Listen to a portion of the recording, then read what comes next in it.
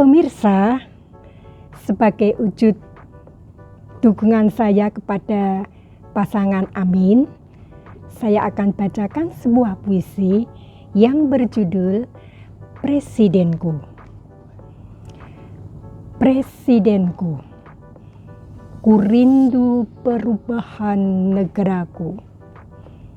Telah lama ku menanti harapan baru yang bisa mengangkat harkat bangsa ini, mengembalikan semangat kerja kami semua, melindungi dari hal-hal yang tak diinginkan, bisa merubah wajah sedih menjadi wajah yang bahagia. Anak-anak, remaja, dewasa maupun lansia, majulah bersama Presiden perubahan kita.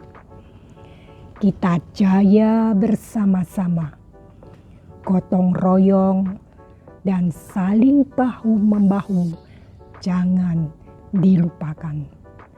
Mas Anies presidennya dan Cak Imin wakilnya. Dua ikatan batin yang akan menjadi panutan kita. Semoga Allah Subhanahu wa Ta'ala mendengar dan mengabulkan doa kita semua. Jaya dan sentosalah bangsaku. Doa kami bersamamu, Presidenku. Rubahlah bangsa ini menjadi negeri yang adil dan makmur. Sejahterakan rakyatnya, bahagiakan hatinya.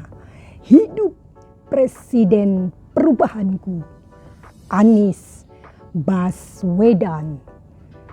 Terima kasih. Assalamualaikum warahmatullahi wabarakatuh. Assalamualaikum warahmatullahi wabarakatuh. Pemirsa, apa kabar Anda? Semoga tetap baik. Dan pada kesempatan ini kami dari Ajudan Aliansi Juara Mendukung Anies Baswedan kembali melakukan perbincangan terkait isu hangat, yaitu hasil dari perdebatan Capres di KPU baru-baru ini. Bersama saya ada Pak Heri dan saya Om Ali. Ya, gimana Pak Heri? Baik, sehat, alhamdulillah. Okay. Tidak ada halangan suatu apapun, lancar. Ya, banyak yang bilang debat kemarin seru. Ya, memang seru. Saya sangat salut sekali, itu seru sekali. Ya. Baiklah, kita langsung saja ini pemirsa ya. Pak Heri, kita saling menanggapi ini ya. Okay. Dalam acara debat Capres yang pertama kemarin itu, Selasa 12 Desember, ya, dua pihak yaitu Pak Anies dan Pak Ganjar mempertanyakan tentang etika kepada Pak Prabowo. Ya, intinya meminta tanggapan Pak Prabowo terkait dibentuknya Majelis Kehormatan MK. Dan ternyata keputusannya adalah ada pelanggaran kode etik berat. Dan juga menghasilkan keputusan untuk memberhentikan Anwar Usman sebagai Ketua MK. Gimana kira-kira Pak Eri tanggapannya? Monggo. Ya, selamat malam Pak Aris. Ya. Etika dan hukum itu Pak Aris, Ya. atau aturan hukum adalah dua hal yang seharusnya berjalan beriringan. Iya. Saling menguatkan. Oke, saling menguatkan. Tapi Prabowo menyatakan peraturan Gibran sudah final secara hukum. Tidak bisa diganggu gugat atau dibatalkan di sini. Prabowo mengenyampingkan aspek etika dan berpegang pada aspek aturan hukumnya saja. Oke. MK Pak Ari, MK sudah mengabulkan permohonan syarat umur untuk diturunkan dari minimal 40 tahun menjadi 35 tahun. Oke. Lalu KPU menerima dan mengesahkan pendaftaran Gibran sebagai cawapres. Begitu Pak Ari. Oke, jadi Pak Heri menegaskan bahwa secara hukum sudah final. Sudah final. Kita nggak bisa menggugatnya lagi. Oke. Pak Heri, kita tahu Pak Prabowo dan Pak Mahfud MD keduanya adalah Menteri Jokowi. Iya, Dan betul. mereka ikut nyalon ya, Nyalon. jadi capres dan cawapres, dan mereka ternyata tidak perlu mundur dari jabatannya selama ikut pilpres ini ya. Nah ini kan juga contoh produk aturan hukum ya. Ya, Itu betul. bagaimana kira-kira itu Pak Heri? Ya begini Pak Ari. Ya, ini juga hasil dari perubahan aturan hukum. KPU sebagai penyelenggara pilpres sudah mengatur para pejabat negara yang maju sebagai calon presiden, Oke. wakil presiden, dan kepala daerah untuk mundur dari jabatannya. Hal ini ada di Undang-Undang Nomor 7 Tahun 2017 Pasal 170 tentang pemilu. Nah, aturan ini kemudian dianulir oleh MK pada Oktober tahun 2022 lalu. Oke. Para pejabat negara termasuk menteri Ya Menteri. tidak perlu mundur. Cukup cuti sesuai hari-hari yang diperlakukannya. Oke. Adapun detail aturan baru ini diatur pelaksanaannya lebih lanjut di Peraturan Pemerintah Nomor 53 Tahun 1023. Oke, tahun 2023 yang baru Ya, lalu betul, ya. betul. Oke. Jadi menteri tidak perlu cuti. Tidak perlu cuti. Tidak perlu mundur. Cuti Cukup aja. cuti saja ya. Oke. Mungkin ada penjelasan lebih lanjut untuk ini. Kalau kita perhatikan Pak Ari, Ya. semua perubahan aturan hukum itu lebih banyak menguntungkan mereka yang sedang berkuasa. Oke. Ya ya. Tidak salah memang memberikan hak dan kemudahan kepada mereka. Tetapi Pak Ari, bagaimana dengan rasa keadilan terhadap calon-calon lainnya yang ikut berkompetisi? Ya ya ya. Aturan mundur itu sebenarnya juga didasarkan pada dua alasan yang masuk akal.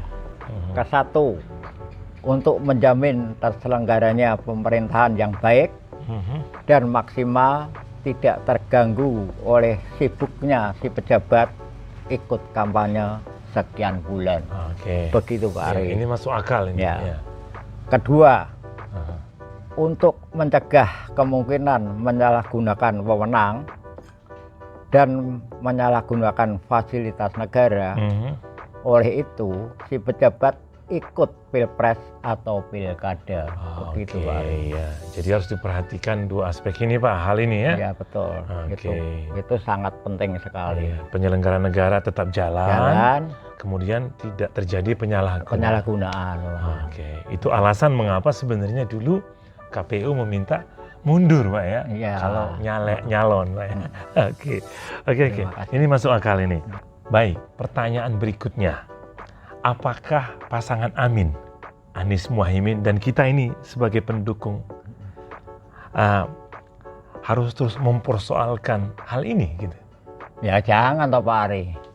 Jangan, itu akan buang-buang waktu saja, buang waktu energi. Oke, harus fokus. Kalau kita sebagai pendukung Anies, kita harus maklum kekuasaan itu memang enak, Ya, memang ya. enak sekali dan membuat ketagihan. Iya. Semua orang akan ketagihan.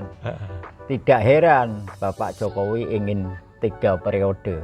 3 periode. Untung Ibu Mega sebagai ketua partai utama pendukung Jokowi di Pilpres 2014 Oke, dan 2019 ya. tidak mendukung 3 periode. Stop ya. Stop, putus. Maka bacaan kita sebagai masyarakat biasa Ya. adalah Jokowi ingin terus berkuasa. Oke. Dan itu dilakukan lewat putranya Gibran sebagai cawapres Prabowo. Begitu, Pingin Pak. 3 periode.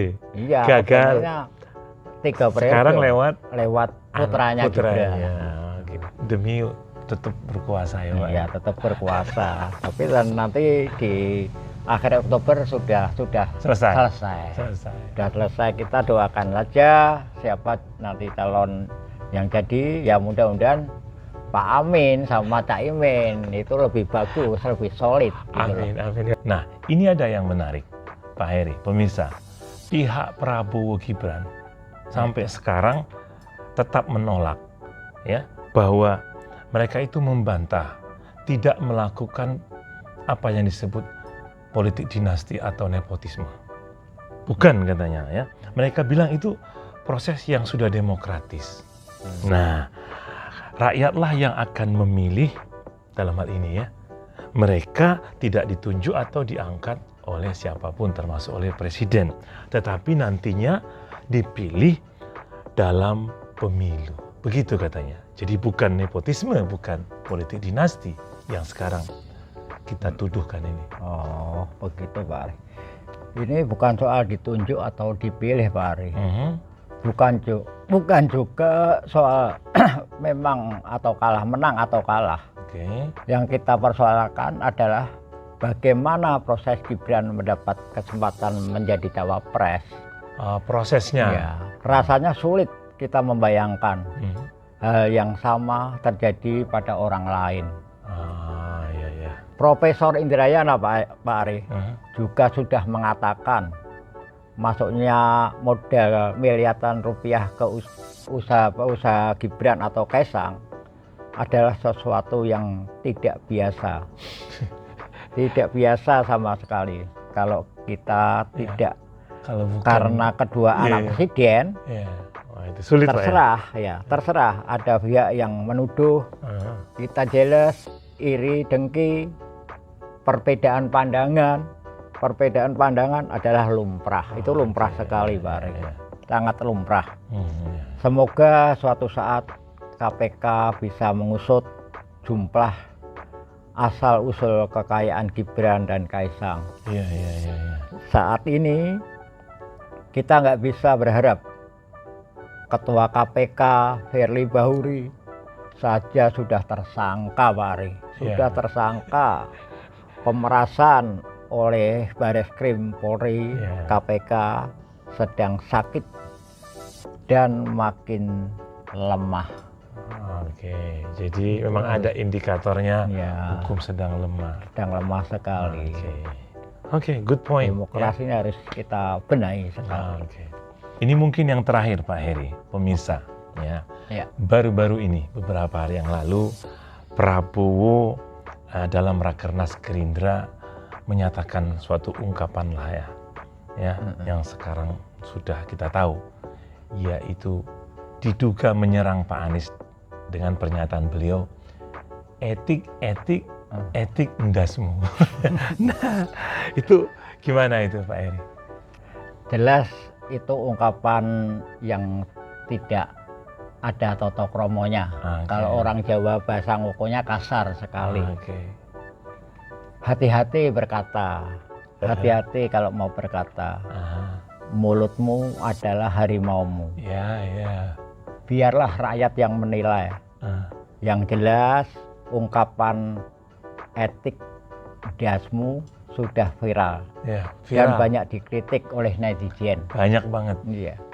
Dan tentunya ucapan Prabowo itu pasti tidak menambah simpati dan dukungan masyarakat. Iya jelas. Iya kan? Dia hanya akan didukung oleh orang-orang juga menganggap remeh etika. Betul banget. Yang jelas begitu Pak Ari, yang jelas Pak Anies menjaga kesantunan, etika, tutur kata, berbicara, dan Anies bilang etika memang harus dimulai dari kepala, dari pimpinan, lalu akan diikuti oleh para bawahan. Etika adalah soal keteladanan demi bangsa Indonesia yang lebih baik, Beradab ya, Pak. beradab. Oke.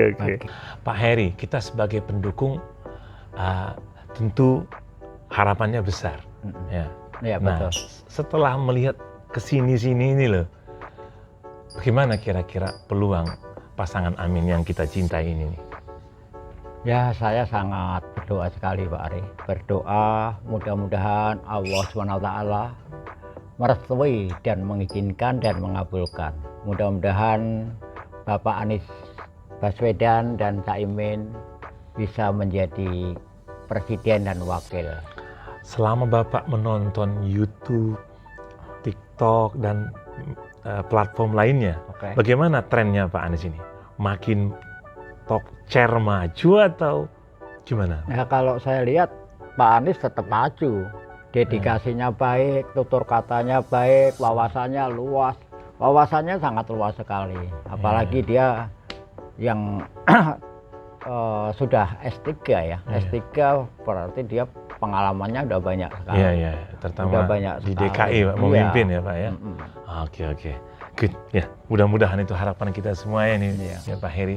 Pemirsa, terima kasih banget ya sudah mendengarkan perbincangan kami tentang isu terkini. Tinggal nanti tunggu debat yang akan datang lah, yang cawapresnya aku pengen lihat hasilnya bagaimana. Oke. Pemirsa, demikian tadi perbincangan kami terkait hasil debat Capres Perdana. Semoga bermanfaat dan mohon maaf atas kesalahan kata. Jangan lupa tuliskan komentar Ya, Anda. silahkan. Dukung terus channel ini Demi demi perubahan. Oke, Wassalamualaikum warahmatullahi wabarakatuh. wabarakatuh.